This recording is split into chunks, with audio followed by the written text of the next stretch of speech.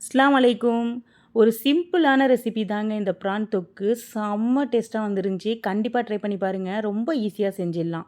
ஒரு கடாயில 3 table spoon எண்ணெய் சேர்த்துருக்கேன். 2 மீடியம் சைஸ் வெங்காயம் சேர்த்து, 2 பச்சை மிளகா சேர்த்து கொஞ்சம் நல்லா வதங்கி வந்ததும், கொஞ்சம் உப்பு, கொஞ்சம் மஞ்சத்தூள், காரத்திற்கு மிளகாய் தூள் சேர்க்குறேன். 1/2 ஸ்பூன் இஞ்சி பூண்டு பேஸ்ட்டு, 1/2 ஸ்பூன் கொரியாண்டர் பவுடர் சேர்க்கலாம்.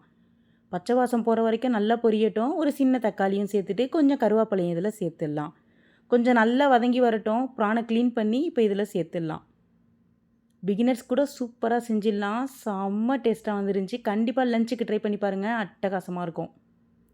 1/2 ஸ்பூன் மிளகுத்தூளும் சேர்க்குறேன். சேர்த்து கொஞ்சம் நல்லா பொரிஞ்சதும் சிம் ஃப்ளேமில் ஒரு 5 நிமிஷம் வச்சு எடுங்க. சூப்பரா ப்ரான் நல்லா வெந்து வந்துரும். இப்போ இதில் நம்ம கொஞ்சம் மல்லிக்கீரையும் சேர்க்கலாம்.